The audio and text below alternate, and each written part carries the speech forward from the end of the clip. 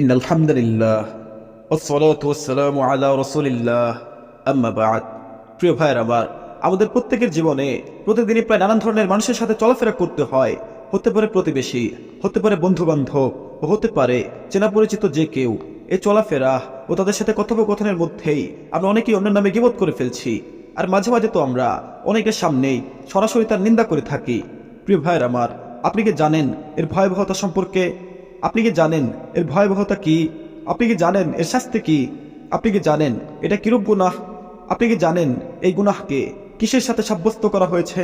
প্রিয় ভাইয়ের আমার, কোরআনে সূরা হুজুরাতের 12 নম্বর আয়াতে বলা হয়েছে, ইয়া আইয়ুহাল্লাযীনা আমানু ইজতানিবু কাসীরাম মিনায-যন্নি ইন্না বা'দায-যন্নি ইসমু ওয়া লা তাজাসসাসু ওয়া লা ইয়াগতাব বা'দুকুম বা'দা আইয়ুহিব্বু আহাদুকুম আন ইয়াকুলা লাহমা আখিহি মাইতান ফাকারিহতুমুহু ওয়াত্তাকুল্লাহা ইন্নাল্লাহা তাওয়াবুর রহিম। হে মুমিনগণ, তোমরা অধিক অনুমান থেকে দূরে থাকো।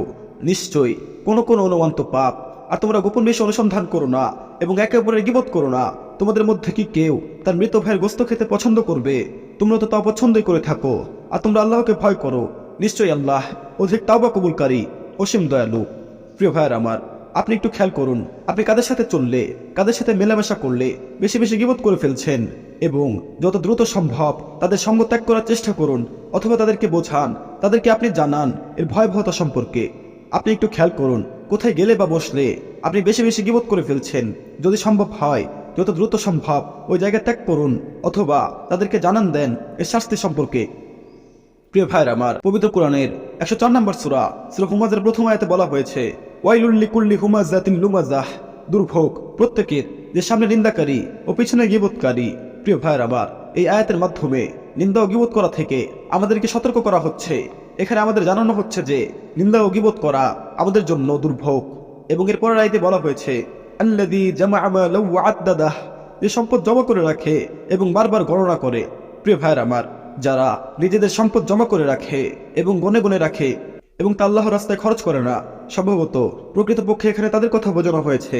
সাধারণভাবে মাল সম্পদ সঞ্চয় করে রাখা কোনো নিন্দনীয় কাজ নয়। নিন্দনীয় তখনই হয় যখন তার যাকাত দেওয়া হয় না, দান এবং আল্লাহর রাস্তায় খরচ করা হয় না। প্রিয় ভাইয়ের আমার, এই সূরা 3 নম্বর আয়াতে বলা হয়েছে, ইয়াহসাবু আন্না মালাহু আখলাদা। সে মনে করে তার সম্পত্তি তাকে চিরস্থায়ী করবে। প্রিয় ভাইয়ের আমার, কখনো কোনো সম্পদ কোনো মানুষকে চিরস্থায়ী করতে পারে না। যদি সে বিশাল আকারের সম্পদের মালিকও হয়ে থাকে, তবুও তাকে মরতে হবে।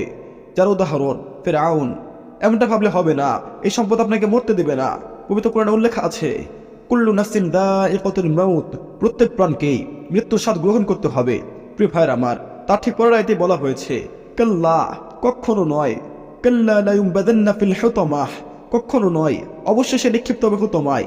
অর্থাৎ কখনো এমনটি হবে না যেমন সে ভাবে ও ধারণা করে। এমন ব্যক্তিকে হুতামা নামক একটি জাহান্নামে নিক্ষেপ করা হবে। হুতামা এটি একটি জাহান্নামের নাম। প্রিয় ভাইয়ের আমার, এরপরের আয়াতে প্রশ্ন করে বলা হয়েছে, ওমা আদরাকা মাল হুতামাহ। তোমাকে কিসে জানাবে হুতামা কি? নারুল্লাহ, আল্লাহর আগুন। নারুল্লাহিল মুকাদ্দাহ, আল্লাহর প্রজ্বলিত আগুন। প্রিয় ভাইয়ের আমার, এই সূরা 6 নম্বর আয়াতে বলা হয়েছে, নারুল্লাহিল মুকাদ্দাহ, আল্লাহর প্রজ্বলিত আগুন। এটি হচ্ছে আল্লাহর প্রজ্বলিত আগুন, আল্লাতী তাত্তালিউ আলাল আফিদাহ, যা হৃৎপিণ্ড পর্যন্ত পৌঁছে যায়। ঠিক পরের আয়াতে বলা হয়েছে, আল্লাতী তাত্তালিউ আলাল আফিদাহ, আল্লাহর এই প্রজ্বলিত আগুন হৃৎপিণ্ড পর্যন্ত পৌঁছে যাবে। প্রিয় ভাইয়ের আমার, এমনিতেই পৃথিবীর সাধারণ আগুনের গুণ হলো সমস্ত বস্তুকে জ্বালিয়ে দেয়া। কিন্তু পৃথিবীতে এই আগুন হয়তো হৃৎপিণ্ড পর্যন্ত পৌঁছানোর পূর্বেই মানুষের মৃত্যু ঘটে যায়। জাহান্নামে তা হবে না, বরং সেই আগুন হৃৎপিণ্ড পর্যন্ত পৌঁছে যাবে। আর মৃত্যুকে আহ্বান করা সত্ত্বেও মৃত্যু আসবে না। এরপরের আয়াতে বলা হয়েছে, ইন্নাহা আলাইহিম মুসাদাহ, নিশ্চয় তা তাদেরকে আবদ্ধ করে রাখবে। এবং তারপরে আয়াতে বলা হয়েছে, ফি আমাদিম মুমাদ্দাদাহ, প্রলম্বিত স্তম্ভসমূহে। কত ভয়াবহ এই গুনাহ, এই গীবত করার শাস্তি। এই জঘন্য পাপ থেকে আমাদেরকে বেঁচে থাকতে হবে, কারণ নিন্দা ও গীবত করা থেকে আমাদেরকে বিরত থাকতে হবে, যেন হুতামা আমাদেরকে কখনো স্পর্শ না করতে পারে। আল্লাহ রাব্বুল আলামিন আমাদেরকে নিন্দা ও গীবত করা থেকে বেঁচে থাকার তৌফিক দান করুন। আমিন।